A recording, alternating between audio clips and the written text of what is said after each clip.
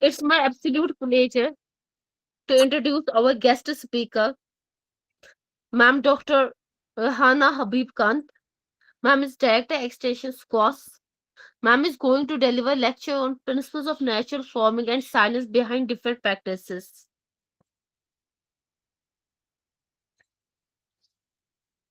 We welcome you, ma'am.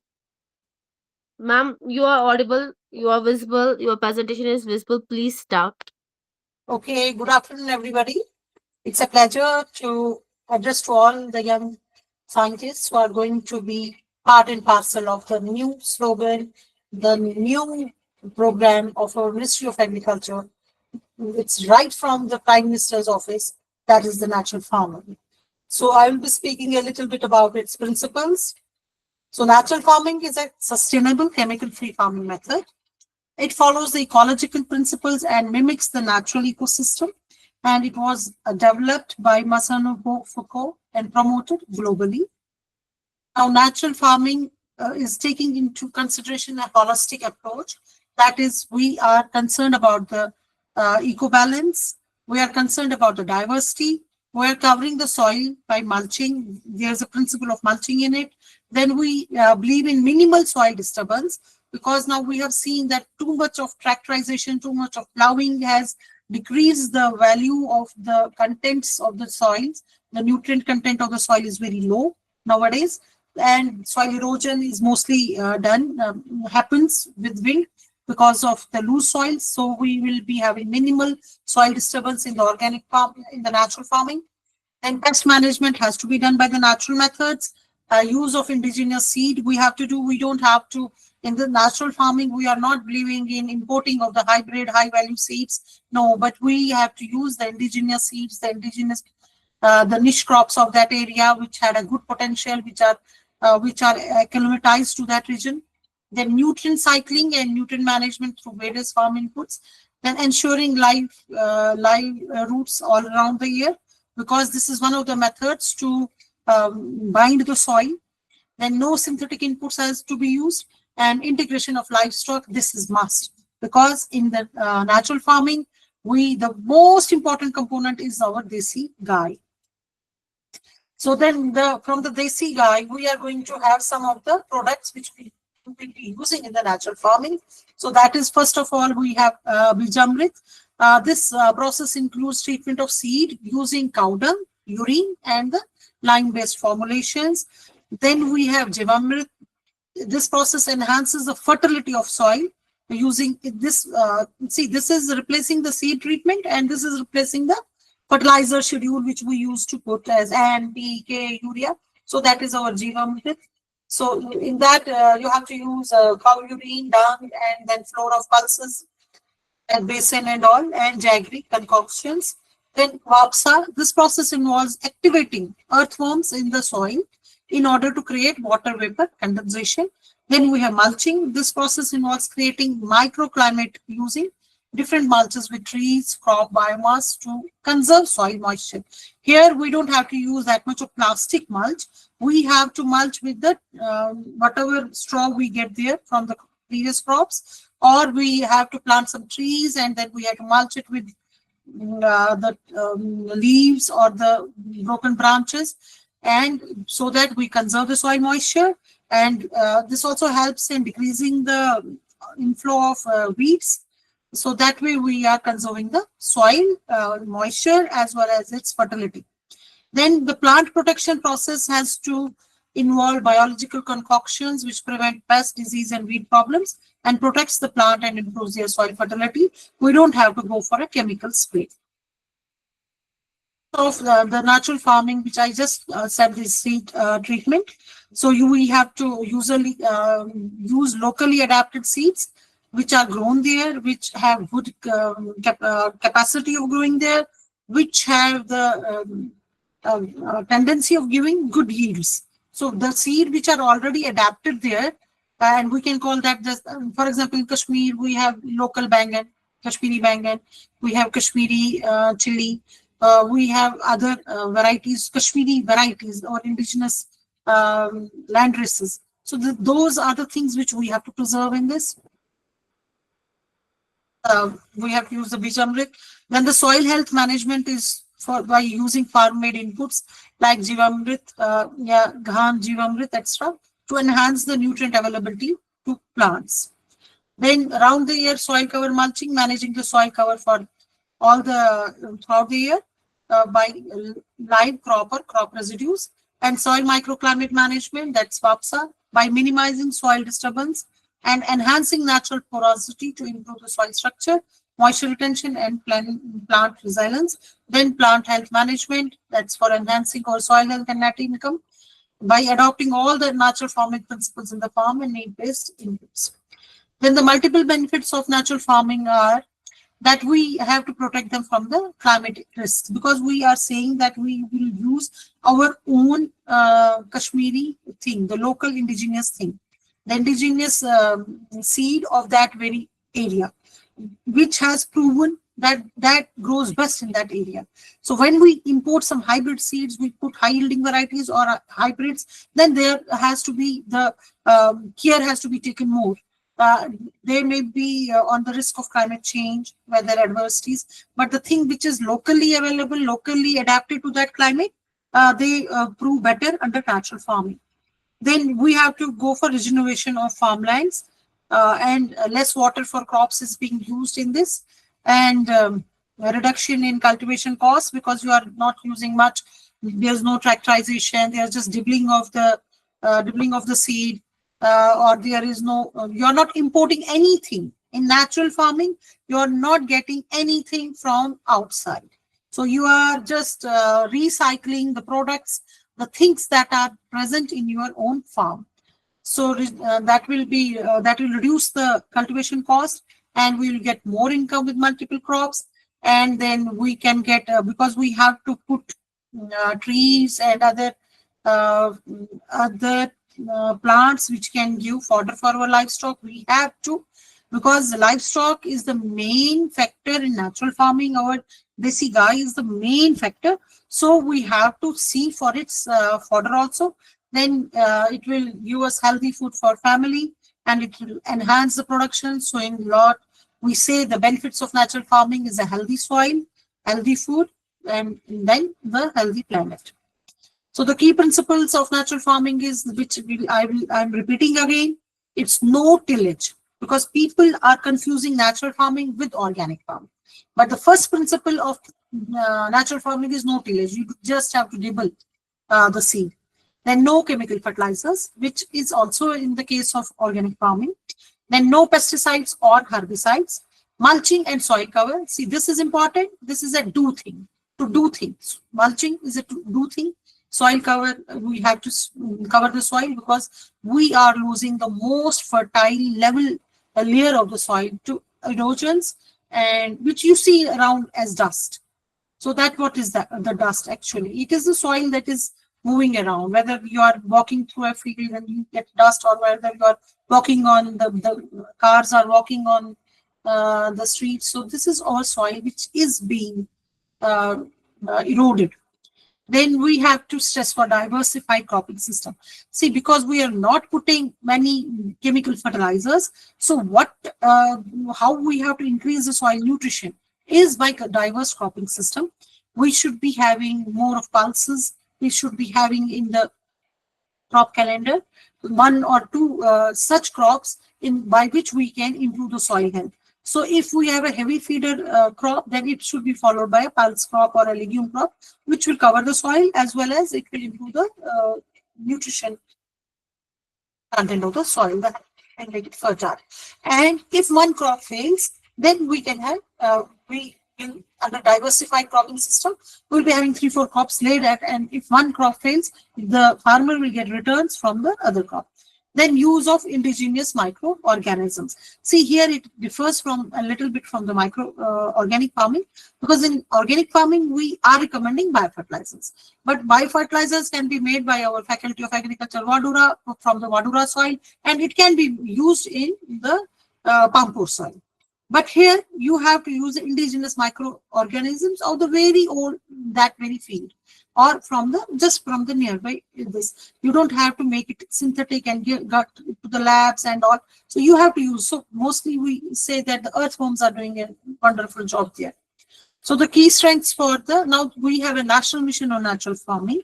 So what is the key strengths? How it went into the uh, process of up to this. Otherwise, the natural farming slogan was in 5 years back also. But now how this year, 2025 is now we are having a lot of target for converting our farms into under natural farming. So what the first thing they used was farmers' knowledge and local innovations. In this, we have to take into consideration what is the farmer knowledge, because we are to use the indigenous guide, the indigenous seeds, the indigenous microorganisms, the straw of the indigenous crops there, mulching from those very areas, and then some of the farmers' knowledge, how they used to control before the pesticides came into vogue. For example, some people used to spray put ash on these where they would see aphids, or some one of the farmers' knowledge is also that if you have more of cutworms and all, then we flood. That is our practice also.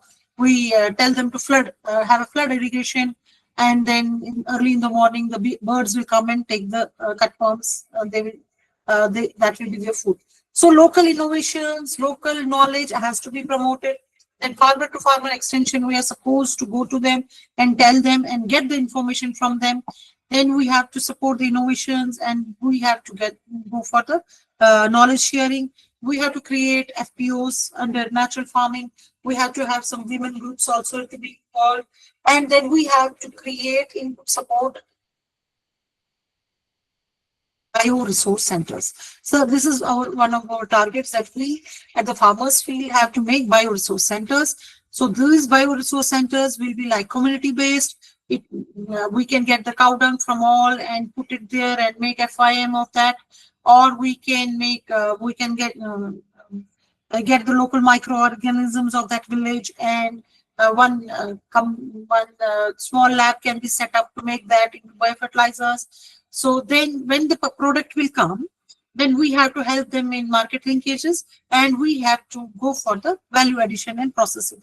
So this is whole of that, what we have to do to them, how we have from extension, how we have to help them.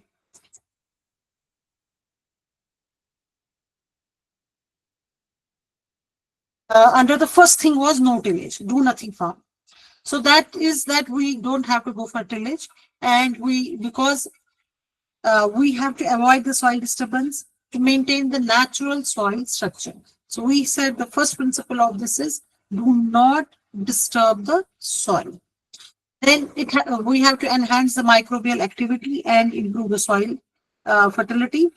And this no tillage also reduces the soil erosion and moisture loss, as I said. And no chemical fertilizers, so it relies on natural composting, green manure, organic matter.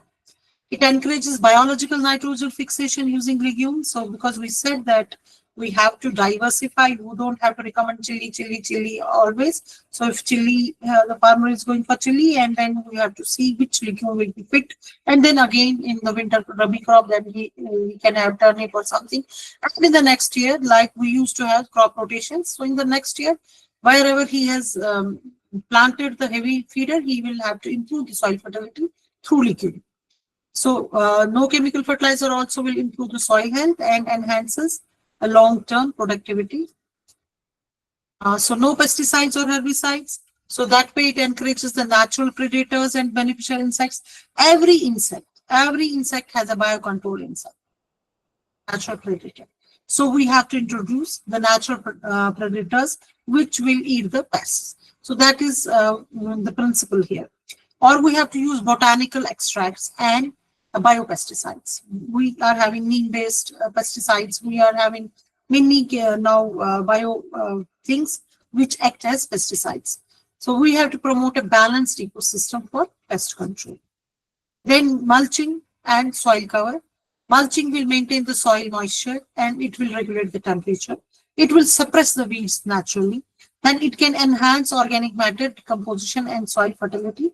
So here we have the picture is of a black polythene, but is actually we don't have to use polythene for the first year if we use, but afterwards we have to use then we will be getting the straw from all these crops, and then the next time we will be having straw based. This is the straw base. This is our this is our natural farming. This can be practiced in the organic farming, but this is the straw base. You can see if I can be able to zoom it.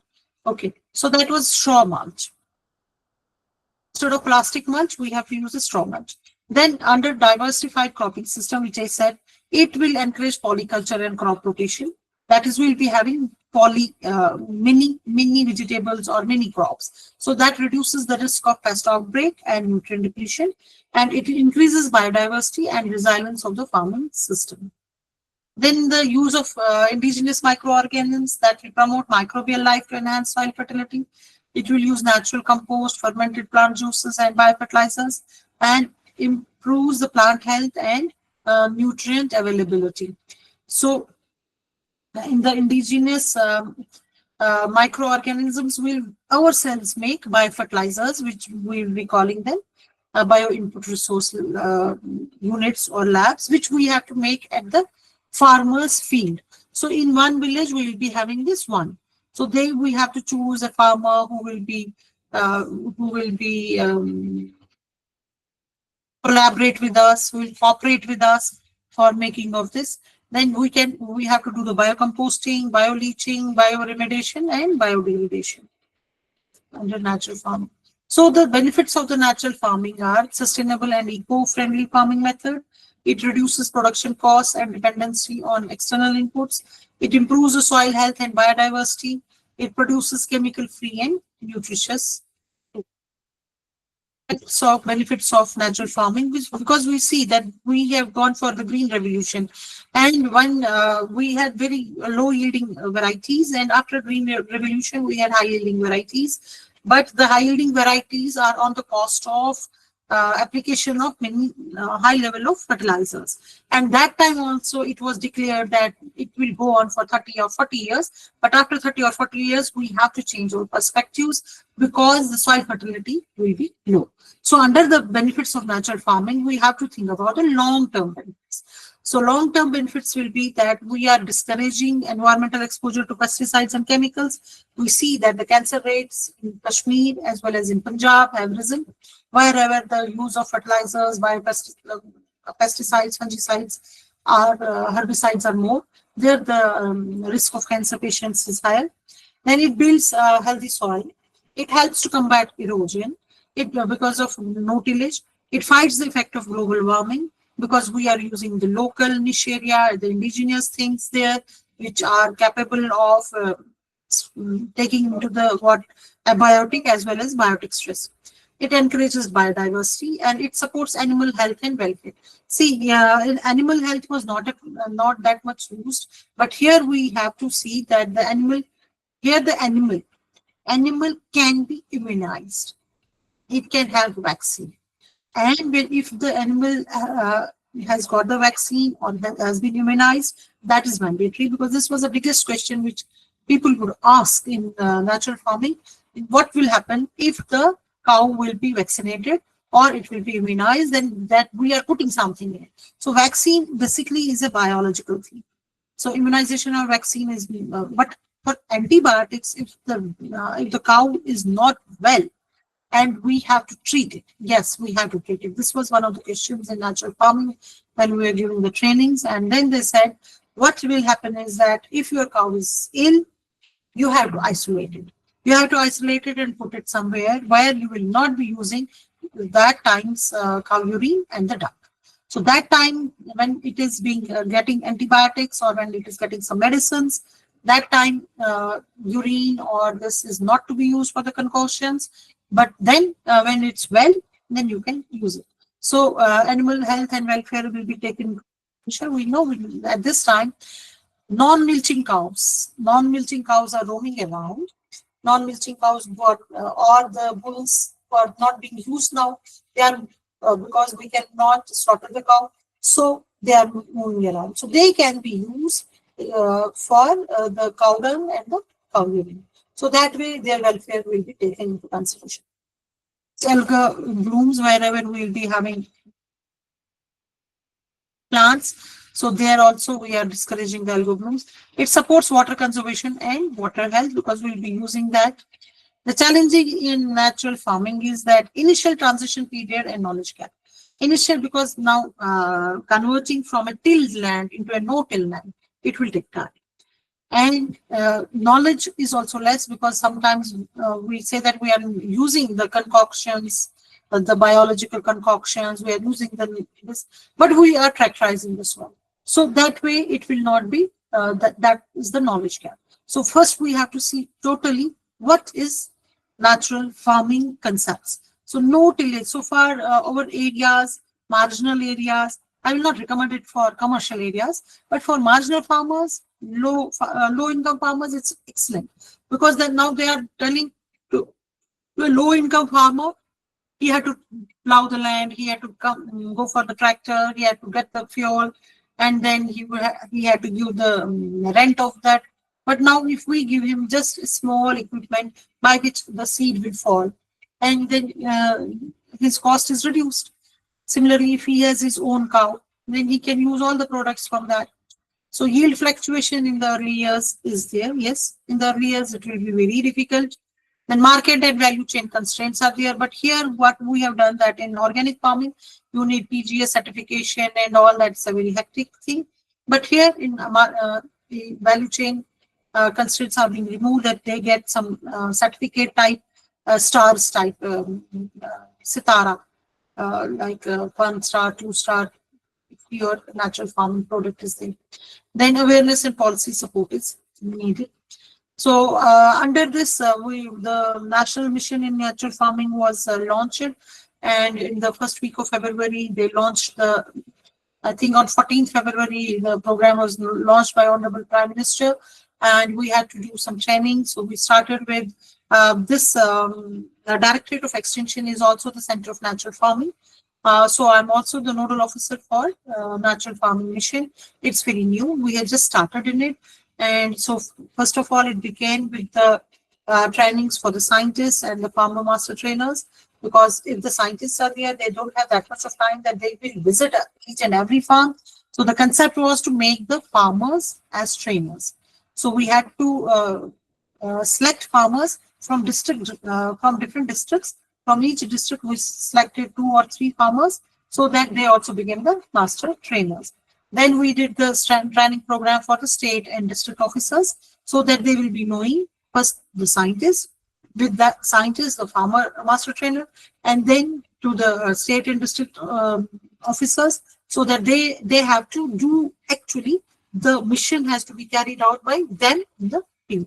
So then we had to do for Ladakh also, because Ladakh is also with my directorate. March and April, we had the trainings for all the farmers. So now they have to, now the National Mission on Natural Farming online portal is to be launched, and we have to get this information on that. Soil sampling in natural farming clusters in different districts of J&K with active participation of Krishi Sakhis is to be done. So we have trained these Krishi Sakhis, and now the Department of Agriculture and our Krishi Vigyan Kendras have to do the, first they have to identify which will be the farmers who will carry the natural farming practices. So we have a set target for each district. At least we have to select 10 or 15 farmers who will go for the natural farming. So when they have selected, they have convinced them that yeah, natural farming is good. And what the direction I have also given them is to catch on the marginal farmers, the Gujar Bakarwal farmers who don't have access to chemicals, who don't have access to tractors, who don't have access, who have their own cows, their own brand, not HF, not HF, at least the locally or this cross jersey or crossbred jersey can be taken into consideration, because now the jersey is here for more than 80, 90 years. So that is also called as a local cow. Otherwise, if we have a local cow or local breed, local goat, that is more important because their food consumption is very low. Although their milk consumption, milk production is less, but here in natural farming, we are using them more for the organic inputs through powder, urine. So that is more important because we are here more focused on the soil fertility, environment protection.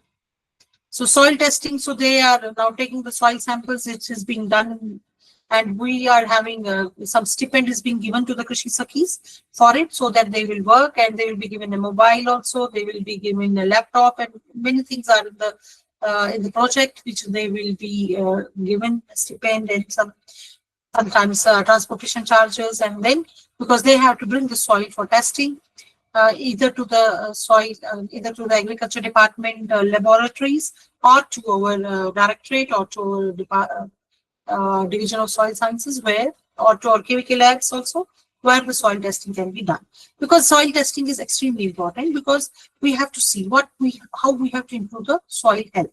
So if they are deficit in any, then we have to recommend that way. So the number of clusters and Krishi Sakhis to be trained in Jammu divisions are in Ramban, we have 6 clusters, and in Kashtawar, Katwa. And so in Jammu, total we have 74 clusters, and the number of Sakhis which have been engaged with this job is 148. Similarly, in Srinagar, we have 79 clusters we have to make. So KVK Srinagar, we have to make 3, Baramulla 15, Kupwara 15, Pulwama 6, Bandipora, second is Gurez. We have to make 15, Badgaon we have to make 10, Anantnag we have to make 15. So on the whole, 79 clusters we have to make this year, and 156 Krishi Sakhis are there because I know that it's a very new thing, and I just we have a lot of things to say about natural farming, but here I just wanted to make the principles of natural farming clear and how it is different from organic farming in a very short way. Natural farming is a sustainable alternative to chemical-based agriculture. It will promote soil health, biodiversity, eco-friendly practices. It will encourage the long-term sustainability and food security. So this is maybe many times I have repeated the same things, but the thing because it's a new concept, people are not knowing about natural farming. They are confusing it with the organic farming, or they say that it is going to deplete our production. Yes, it may. In the initial years, it will be depleting the uh, uh, because when we use chemicals, so chemicals that way we have to increase our soil productivity.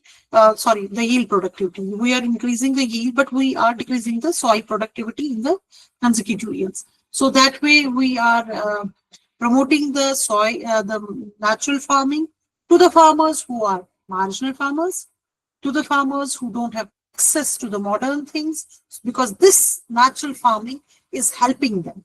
And when in 3 or 4 years, they will be as rich as the commercial farmers. Thank you.